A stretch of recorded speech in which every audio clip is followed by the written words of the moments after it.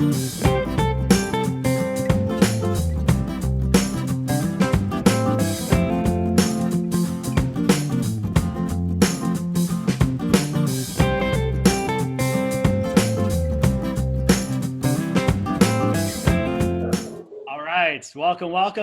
back to Socially Distanced Educators Getting Coffee. We all have our drinks. Welcome back. This is episode 2. We have a very special guest with us. I'm just going to do a quick roll call. I am Brian Green. Todrick. Holly Chaker. Nettles. And our very special guest, Miss Grimes.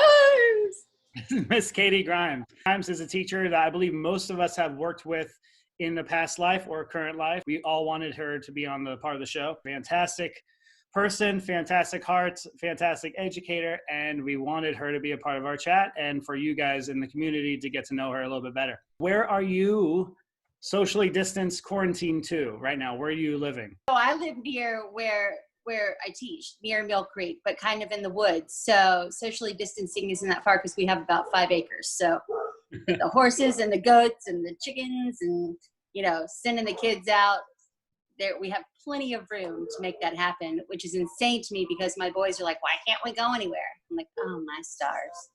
Now that's something that we've been battling pretty hard lately is like, why can't we do this? Why can't we do that? And so we've been trying to find other things that we can do like we haven't really ever done. What about everybody else? Has anyone else done anything different, new experiences? I found toilet paper today. Yay! Where did you find it? I got 1 6-pack for all of us to share. Where did you find it? The Target over at the town center, St. John's Town Center. Oh, wow. Nobody goes over there because the town center's closed.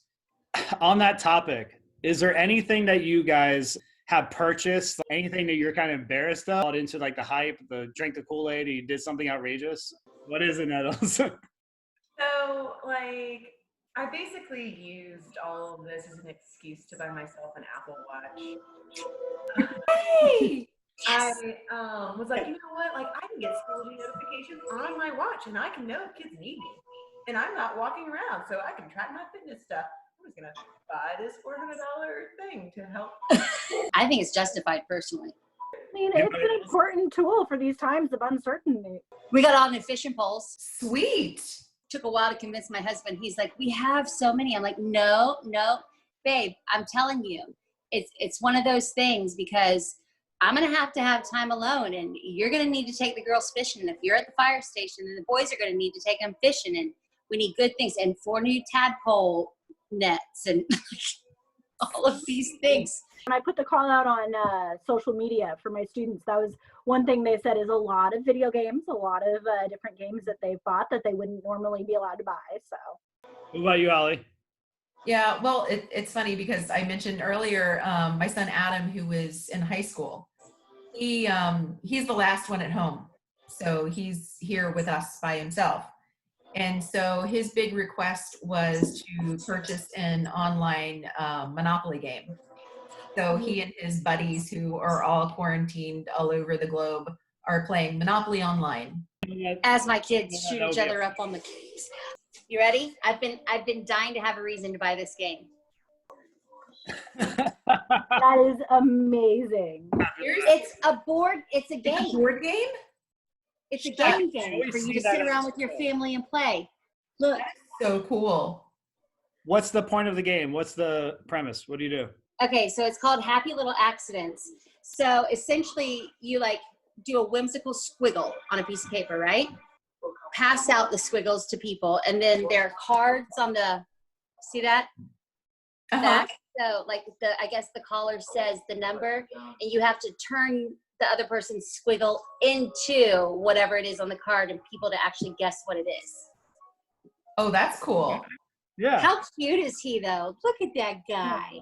But Everybody wanted to be y'all, her. this is where I'm like, these were only $2. I bought them because you never know. I might be a stay-at-home millionaire. They're Bill Cosby originals. Oh my God. I actually had both of those when I was a kid. Really? Yes. Check it out. Oh, I know. Yeah. Records and all. Isn't that crazy? That is so cool. I thought they might be worth something. When I think about all the stuff that we used to have when I was a kid and what it's worth now, it's like mind blowing. Yeah. I wish I saved all my Power Rangers in their little boxes because you can make so much more money off of them right now. Enjoy Like them. a 90s girl. My Beanie Babies aren't worth crap. Exactly. My American Girl doll, though, I think probably I could maybe get some money from. Literally, Brian, when you called, my team was texting this because they were like, I'm not even really that comfortable on chats with my family. And then I had to put, like, to make them laugh, like, to calm down. I was like, well, which one's my better angle? See that? Yeah. I was like, which one's better for me? That Right. or that? There's so many people. There's so many people who like people get on social Be media. careful. They don't quite understand it. I have a couple of friends on Facebook. Every now and then they'll post a selfie, and it's always like like that. It's all the time. Like at the doctor's Got office. to be the icon for this video when it gets uploaded. Yeah. One thing I guess irrational purchase. And I did buy into the whole toilet paper thing, but only because it was a reaction to everyone else taking it. Then I found one store at one point that had toilet paper for like 10 minutes because a truck just came in. So I bought like 3 giant packs. This is probably my most embarrassing one, but it's most practical. That is a really large can of pennies. You hold next to your head. Yeah, put that like next to your head so we can have a visual comparison. Yeah. Oh, Jesus. Golly. And I have a giant head, I know. I was kidding. You're not a little beaner. No. That is so big. That's awesome. That's probably my irrational purchase. What did some of your followers say? Well, I have somebody that got Kindle Unlimited. That was not absolutely. Yeah. Ooh. Now, That that's was a wise very good investment. purchase. Oh, and one of our students got a dog. Yeah. These come for you, I guess. Yeah. Companion. Everybody Yeah. needs a dog. Let's see. One of my followers said 2 tenths. I guess they're prepared if the grid goes down. All right, so a couple more followers said they bought 3 chocolate cream pies, but I think that's probably just Ooh. And one said that she got a scrunchie and a bandana to match her cat. Like it sounds like she bought like something for her cat, and now she is wearing one too. One of our coworkers did say she used it as an excuse to buy a lot more plants. So I don't know if you'll be proud or ashamed, but I definitely got another plant confiscated today. Oh, no. Confiscated by who? Okay, so I don't know why people insist on giving me plants. I have enough on my plate with a child and 2 cats. Like that's all. That's like the basic I can keep alive. Nothing else. Especially nothing that can talk to me. But I keep getting plants as gifts. And Nettles already had to confiscate one of them last year because I killed it, or almost killed it. So she took my Christmas cactus. And today I had an aloe plant that I had been given by some former coworkers at Pacetti when they found I was transferring schools. And I have not been taking the best care of it. So Michelle, I tried. So they didn't confiscate it; they rescued it. I also stole my assistant principal's Christmas cactus this year, so I'm now going to make it a theme. I've got 2 years in a row. It's going to be my tradition of stealing people's Christmas cacti. And be like, this is mine now. I really don't know how you kill an aloe. I got to be honest. Our other question that we asked was, like, what did you guys do over break? And then we're going to segue into the question we asked our followers. I've been cleaning my house from like top to bottom. I've been going a little stir crazy. So it was, since my original plans got canceled, I've just been like scrubbing things and cooking and baking a lot.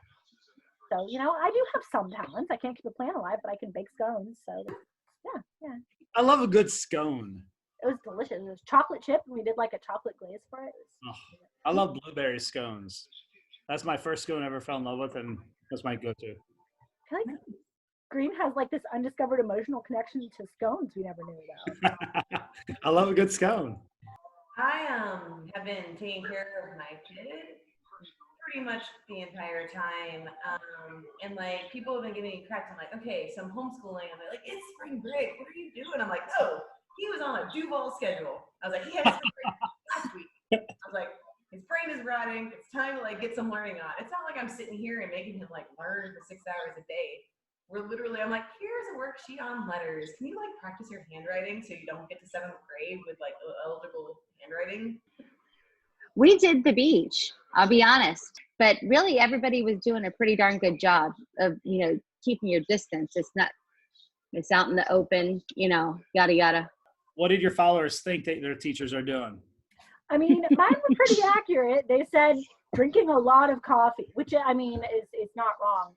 I missed the smell of Jay's Cuban coffee. Is that what it was? That really strong coffee that he would great, make? Yes. Nice. All right, so back to the Instagram question. I accidentally typoed mine and put tome instead of time. So like, how did you think that your teacher has spent her tone? And my kids were like, spell checking her Instagram stories. I miss my classroom a little bit, and I'm definitely looking forward to coming back and like being able to get my stuff organized and the routines and everything that you set up throughout the year that you don't even realize you're setting up. Like the one kid who always gives me the specific kind of high five. The 7th period boys like invented this whole new handshake this year. I have one kid at my school. She's a 5th grader. She has a secret handshake that she made with me. And it's really just like a sumo move where it's not like touching hands or anything. It's just like standing in front of each other and you do a hop and a skip with your legs and you come down and go, "Urgh." Oh. So, we do it at the same time. We have to count down. 3, 2, 1. And we do. And then it was cute. At the daddy-daughter dance, she introduced me to her dad, and then she wanted me to do it with her, like in front of her dad. It's the most awkward exchange. This big burly man and this 5th grade girl doing the. Nettles, I know you have a few.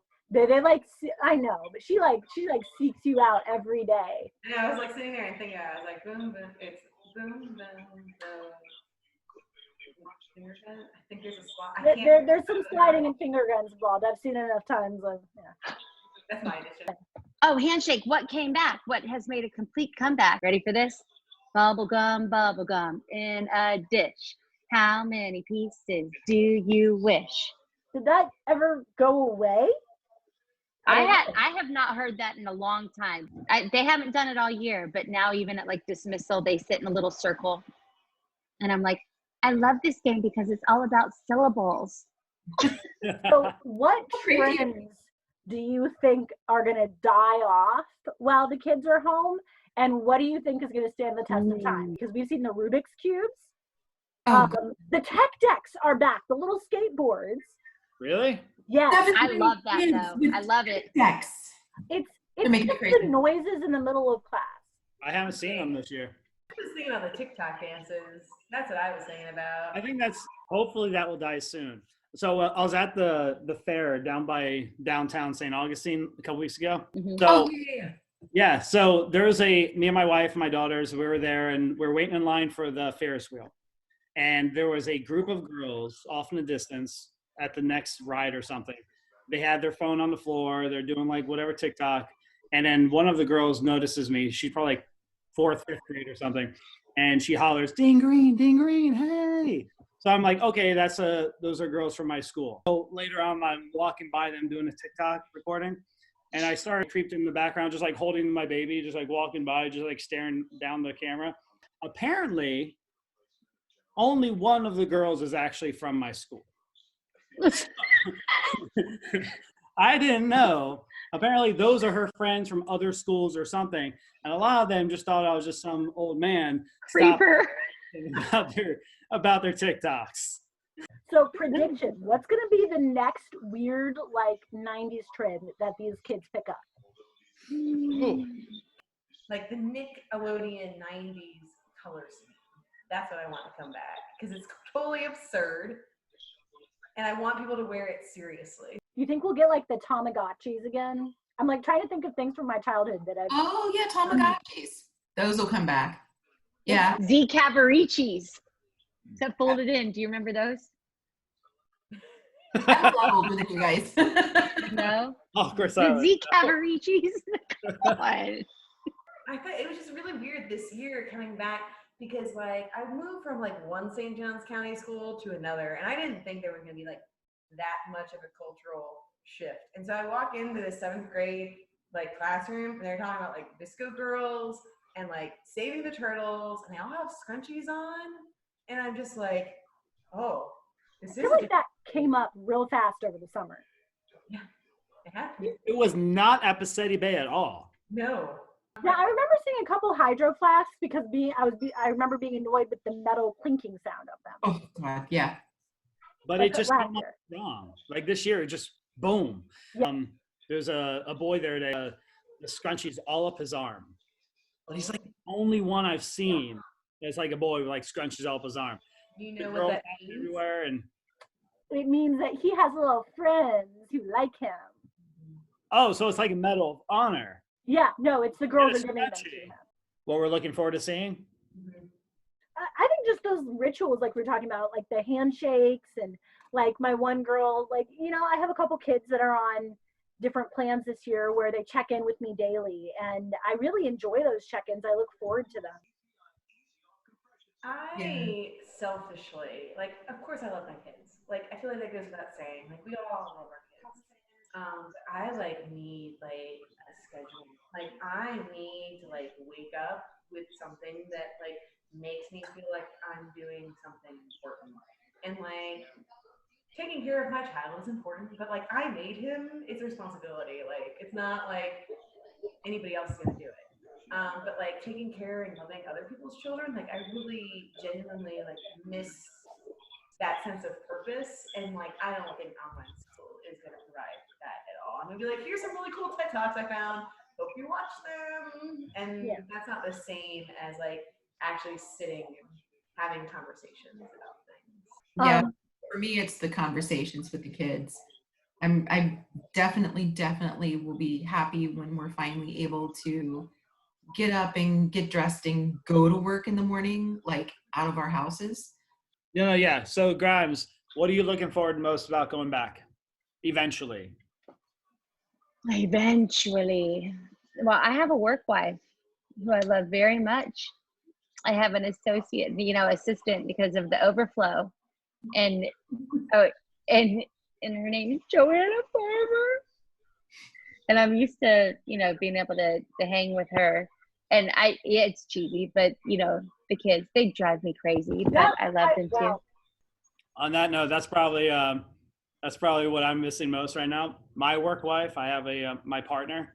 She's our guidance counselor. We work really well together, and we're building our program, a Renaissance program at the MCA. And we haven't really been able to get our teeth into it for a little while, and I think it's kind of stalling a lot of moving parts. So we try to get moving this year. But a second thing is I really miss sitting on the classrooms. Like I used to like sit in with the teachers and watch their lessons. I had a few teachers I would like jump in and just hang out with the kids and watch a few lessons and take part of their room, and it was nice. And that's what I missed the most, I think. Yeah. You know, it's funny, we do sometimes as professionals talk about how easy it is to get isolated in our classrooms. And, it feels like we go entire days sometimes without talking to another grown-up. But then you realize, like, when you actually don't get to talk to those grown-ups, those little moments like Holly coming and bringing me coffee, or, talking to Nettles in the morning, or, PLCing. Watching Mandalorian on our lunch break. Exactly. Yeah. Those little things, those little moments of connection that we find throughout the day, either, whether it's with the kids or with our coworkers. It's funny how meaningful those little bits and pieces of time become when you don't have that. What is some way that we can still connect with the kids and the families while we're on this weird extended break? So I totally stole this from an Instagram teacher, daring English teacher, I think. But she created a Google Doc that was like a daily attendance log for her kids because they still needed to take attendance in her district. I don't know what that looks like for us, but she had basically where it was like questions like, how are you feeling today on a scale of like 1 to 10? Do you need me to reach out to you? And is there anything that's like in your mind right now? And so like I modified it slightly and posted on Schoology. I was like, you guys aren't in school stuff yet, but if you want to share anything with me, like post a thing. And it's been like nice to like see which kids are like, no, this is so awesome just to stay at home all day. And other kids are like, I'm going crazy. I may eat my parents. Like, you know, like that's where they're at right now. Because my students are younger, and the thing about social media with the younger ones is they don't have access to that. Like, you know, Instagram, they don't go on. Facebook, they don't go on. So as easy as it would be to go live and read stories to them or do directed drawings with them as a follow-up or anything like that, that doesn't really happen with them. You know, the boys have their social media, but the girls love to watch YouTube. So I went ahead and I created a YouTube channel, and I have to, like, it's not school related, it's completely optional, but to be able to just read stories to my kids. Anything else we can do to connect with students or families when we're not in front of them or not in a school? I need to write letters to them, just a little postcard or something. Mm-hmm.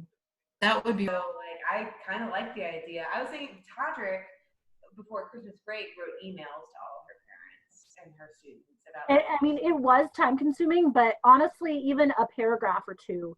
And I did like maybe one class every day, and I just sat down over like the course of a week and a half and knocked them out. Even a paragraph or two of, hey, I really appreciate, you know, your kid, how they always make friends, or, you know, I really appreciate how even though she's really quiet, she always, you know, she's an amazing artist. Those little things that you notice about the kids that maybe aren't traditional academic strengths. So in times like this, if we can do it, it's something that's beneficial. Yeah, I mean, take advantage of it if you can. I miss that part of being in the classroom, having even like 140 kids or something. It's still your kids. You can still reach out to. I mean, I have a handful that I work with, like in more like mentoring type of status, but I don't really have like my group of kids like you guys do. So I wish I did, because it would be nice to reach out to them and being able to continue that conversation or check in with them. And so take advantage of it while you have it. Yeah. I think I'm going to say, like, I think the thing is that when they reach us in middle school, like I see it more in a K through 8 than I saw it in like a standard middle school. But like we like throw out the warm and fuzzy. You get to 6th grade and we're like, welcome to school, hard knocks. Let's do some work. And the kids, and it's like, you can see it in like the poster boards. You can see it in the way the classrooms are set up. You can just see it in like the way that faculty meetings are run, is that there's just not a lot of warm and fuzzy in middle school. We are in the trenches. We are trench warriors, and we are going to get us all through this. And it's funny. So, it's such a different culture that like, so parents don't hear nice things about their kids anymore. And for parents, like I don't have a kid that's that old or is that old yet.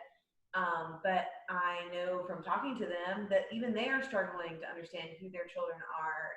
And like, it's so much trust that they put in us to like love their child. I think that it would be beneficial for like not just the kid, but the parents to know that like, yeah, they're loved, they're in a safe space. And this is specifically the things that we love about them, because it's not just a cardboard cutout love. Like we love them as individuals. And I think that's what those emails that you did over Christmas, like immediately, Todrick, I thought about you. I was like, yeah, no, I should probably spend time in this when I'm not wrangling cats. I should, instead of wrangling with cats, I should like let the cats know that I love them. Yeah, I'm in kind of a weird situation because this is not my first year with these kids. I mentioned earlier that I taught 6th grade world history last year, but what I didn't mention was that I taught them in 5th grade at Ocean Palms before Palm Valley was built.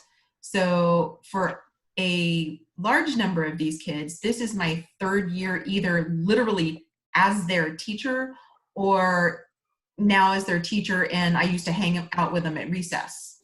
in 5th grade, and I had him last year. So the vast majority of my students I've known for a while, and their parents have known me for a while. So it's very a cool situation, because that's why I genuinely really miss them. They've been a part of my life for 3 years now. And now all of a sudden it's the time when I'm supposed to be seeing them, but I'm not. And it's very weird for me. Yeah. Well, guys, thank you so much for joining us for this episode of Socially Distanced Educators Getting Coffee. Still got your coffee? Water. With the Stones cup. All right. Until next time, be good, be awesome, be great. Love your community and your kids, and reach out if you get the chance soon. And hopefully you guys will be able to see each other again soon. All right? Hopefully. All right. Thanks. I love you. We'll see you soon. Bye, guys. Bye, guys.